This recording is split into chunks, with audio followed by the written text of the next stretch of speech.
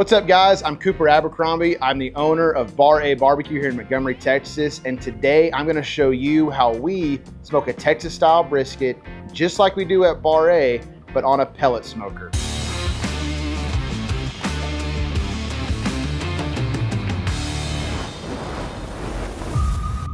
Hell yeah. All right, so the first thing you have to have, obviously, with any brisket cook is an actual brisket itself. So I did read all the comments. I love all y'all's interactions, and a lot of the comments are, we use some ultra better great brisket. I'm gonna tell you guys a little industry secret. They're all packed in like 4 different packers, okay? They just have different labels on them. There's prime, upper choice, choice, and select. Outside of that, it really doesn't matter what you want to use. Now, there's halal and stuff like that, and there are several products that are halal grade. Like we use McLaren Farms here. It is a halal grade product, so is Creekstone Farms. But at the end of the day, there's about 4 to 5 packers that actually are making all of the briskets in the US. So don't get so caught up in this restaurant's using that. That's what I gotta have. That's the best brisket. It doesn't matter. It's the same thing you can get at Walmart, Berkshire Brothers, Kroger, wherever you're going. I grabbed this one and the one we smoked from Berkshire Brothers. This is a select product, but when I go and look, I really don't look so much at whether it's a select, choice, or prime, because I've had some primes that are absolutely dog meat. They're terrible. I've seen some selects that have better marbling than actual prime. So when I'm going to look for a brisket, I'm looking more at the marbling and the striations in the meat on the bottom side of that lean. So let me actually cut into this and show you what I'm looking for when I'm actually grabbing the protein.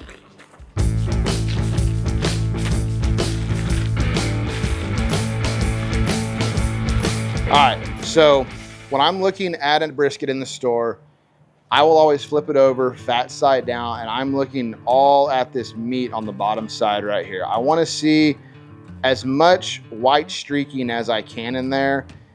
And then you kind of look at that lean side too on the actual kind of opposite of the decal side, or on the decal side actually.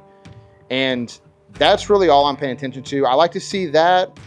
And I like to see if it has any big scalps up top, if I can. I try and find one that's not super scalped, just because it's the end of the world, no, but the OCD presentation side of me likes to not have scalps if I can.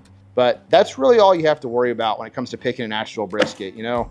All right, now because we are gonna put this on the pellet smoker, I am gonna trim this just how I would at the restaurant. I don't have any difference. I don't see any difference in the two. It was the first thing I started out with was a little small Traeger pellet smoker. So this is kind of where Bar-A originated, was buying a smoker at Ace down the road that was on sale.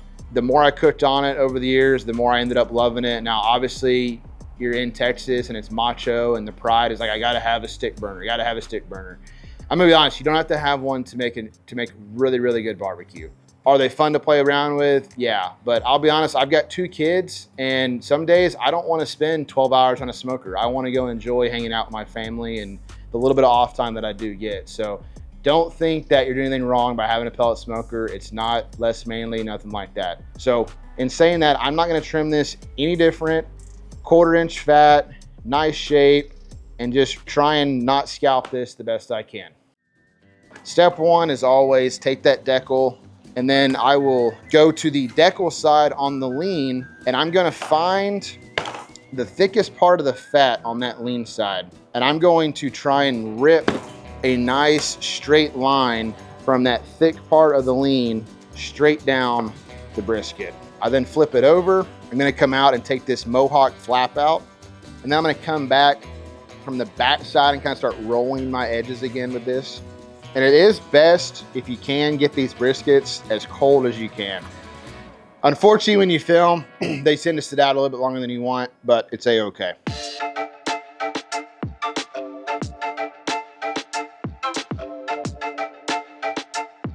On the back side, again, I'm just shaving down to a 1/4 inch, trying to make sure I'm also rolling my edges too while I do it. Cool, I've got my fat dialed in now. I'm gonna come back and take a little bit more meat off of there, kind of start getting some nice clean shape to it. All right, guys, so we got this thing trimmed up. I didn't go quite as much in detail. We have a video that we've already put up not too long ago about how we actually trim these, you know, that's much more in detail. I think it's almost like 8 minutes of that entire video. So we will link that in this video. So make sure you go and check that one out if you want more in depth on how to trim it. Same thing with seasoning. We talked a lot about our seasoning in the last video, but I love them so much, I'll always mention them. We do use Rio Spices out of Huntsville, Texas. They're a great family-owned company. They really help us out. We love their stuff. They're actually working with us to develop our own line of Bar-A rubs. So we will have that for you guys in the near future. So make sure you subscribe, check back for content constantly, and we'll have a store up soon to actually purchase what we use here in the restaurant mixed for you. Now, with seasoning, I always start meat side up. I don't put a ton of pepper on the bottom side. The total truth is the bottom side of the brisket is never really gonna get that much seasoning to actually stick and hold to it. Also because we do wrap these in tallow, so some of that seasoning on the bottom, you're kind of just wasting your time and money. So just put a nice little bit of layer. Really, it's more of for the smoke and stuff, kind of get attracted to it, because again, smoke is attracted to wet, rigid surfaces. The wetness you get from all the moisture in the brisket coming out of it during the cooking process as it tightens up. The rigidness you get from the rigid pieces of pepper on there. We always do pepper and season separate here at the restaurant. So by doing them separate, it allows us to like really dial in the salt level day to day. So I've got a nice layer of pepper on here. I'm now gonna hit it with the Rio seasoned salt. It's very similar to Lowry's. For those of you asking why we switched from Lowry's, Fiesta, whatever, the honest truth is, guys, these guys are 15 minutes up the road. They're local, I know the family. I like to support local when I can, as often as I can. And two, I really love the product. I think it's got a nice salt flavor to it. It's not quite as kind of like chicken bouillon salty as some of the other products are out there. And they put a good amount of black pepper already in the seasoning, which I'm a black pepper guy. I love pepper. You almost can't have enough in my opinion. So that's really all I'm doing for the bottom side. Top side, my presentation side. This is where I'm gonna put a little bit more pepper because everyone loves that nice dark bark we see on brisket, beef ribs, all that stuff. This is where a lot of that bark is gonna be formed right now, is with our actual seasoning. So make sure you season high and at a nice consistent pace when you do it. And when you do your spray pattern from end to end, make sure it goes a little bit past that brisket so it's nice and even. If you're too narrow with your pattern, you'll get a little bit of pepper on the outside edges, a lot of pepper in the middle, a little bit of pepper on the outside edges. And we really want to avoid that. We want a really consistent peppery, salty bite all throughout every slice of the brisket. So that way one guest isn't getting a super peppery bite and the other is getting a super not peppery, maybe too salty bite. So nice and high, wide spray pattern, very even. If you feel like you miss a spot, don't stop, just keep going. And then we'll make another pass over that spot again and we'll slow down just a little bit over that area we missed the first time, okay? I'm happy with my pepper here. I'm now gonna go back over with my Rio seasoned salt. Same thing, high, nice wide pattern, consistent pace. About 3 is good there. Season that decal side of the lean, which is a little bit thicker. Season the decal, the little burn-ins part of the brisket, on that back side on the point. This may seem like a lot of salt. It's a really big piece of protein. It can handle a lot of salt. We also put tallow in our wrap, which is gonna blend it out just a little bit. So we do try to over salt when we do season, knowing that A, we're gonna wrap in tallow, and B, we're gonna pour tallow over the brisket right before we cut it for the guest.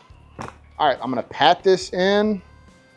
I'm gonna let this sit out and sweat for probably 15, 20 minutes before I even think about putting this thing on the smoker. So while this is resting, while it's sitting out, letting it sweat, I'm gonna show you guys how I'm gonna set up this RecTech pellet smoker to do an overnight cold smoke for us, and then we'll kind of walk through the cooking process together.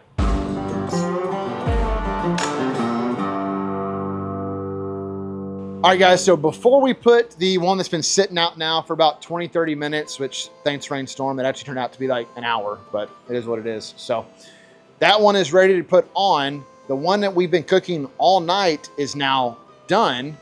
I think we're at like what, 18, 19 hours now on the RecTech, 20 hours, something like that. So low and slow by definition for sure today. So I've already temped it. We're sitting at 195 dead in the middle. I'll kind of show you where we go to temp stuff at on the brisket itself. We're gonna pull it off, get it wrapped up in some tallow and some silver butcher paper and let it rest for a little bit, and then we'll show the final product.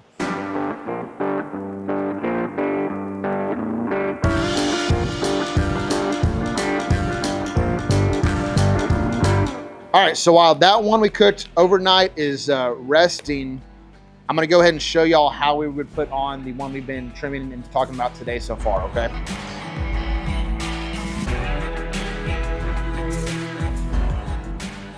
All right, guys, so I'm gonna be honest with you. We already filmed this segment, but I'm gonna go ahead and do it again because a major storm just rolled in. Bill, I'm now live on scene. As you can see, the hurricane's coming in. There's like 3 inches of water in the pit room because it's Montgomery, it's Bar-A, it's just what we deal with. So it is what it is. But we're gonna do it again because we love you guys that much. So we're using this RecTech today. One of our pit masters, Keegan, let us borrow it. So super thankful for him. He's a great guy. Love him and his family to death.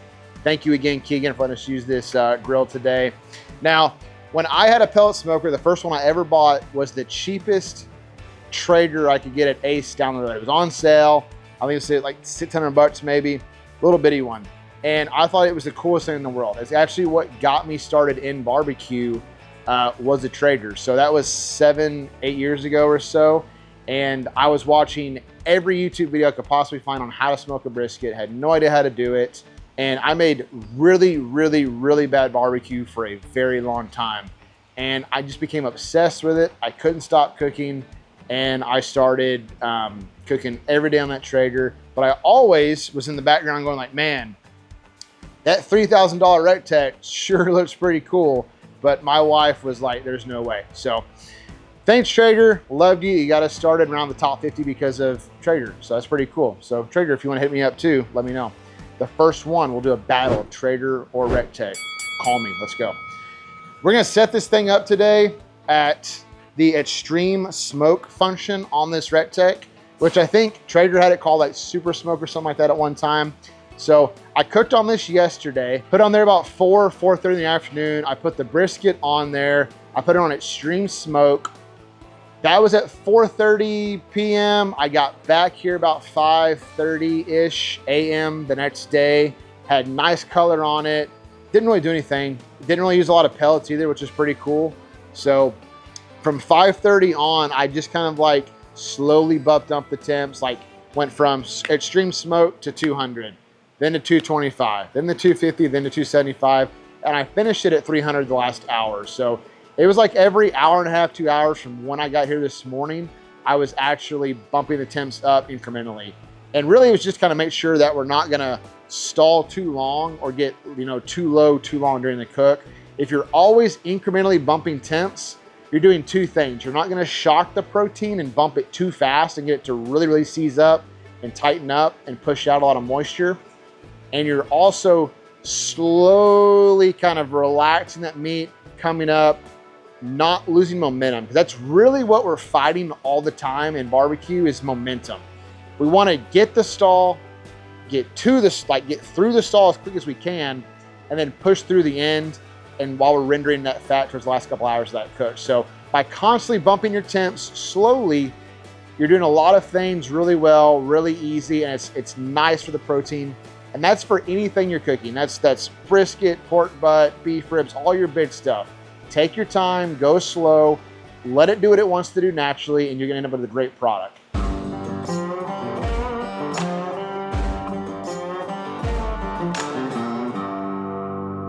All right, guys, so this brisket's been resting for about an hour and a half, almost 2 hours now, out in the open, on the tabletop, just letting it slowly come down to like 150, 145. So I just temped dead middle. We're sitting at like 147.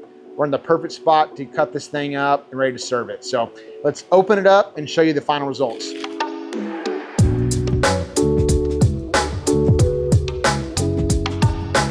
All right, guys, so this brisket is finally ready to cut into. The RecTech performed awesome today, as I fully expected it to. I now understand the price point on that pellet smoker. It is built to withstand the hurricanes we randomly get here in Southeast Texas. So RecTech, thank you again, guys. It was an awesome pick. Keegan, once again, appreciate you again, buddy. So let's cut into it. I like to start kind of from the middle of the brisket. It's kind of my favorite way. Kind of work, you know, lean to the very tip, point, you know, outer to opposite edge. But let's get into it, see how we did.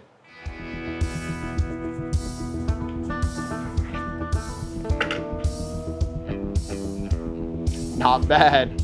Fat's fully rendered, looks great. My favorite thing of this entire pit though, or of this cook at least, is it's nice and sticky. That means we rendered fat. And anytime you can render fat, it's really hard to have bad results. That is like the most important thing.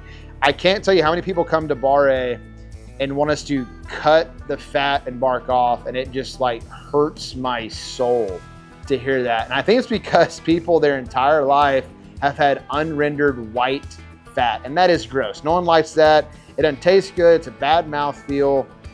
You want that nice, sticky, dark yellow fat. We nailed it on this one today.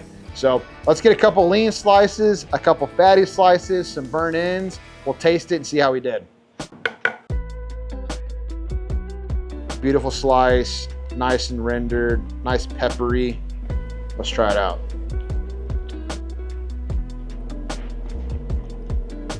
Hell yeah.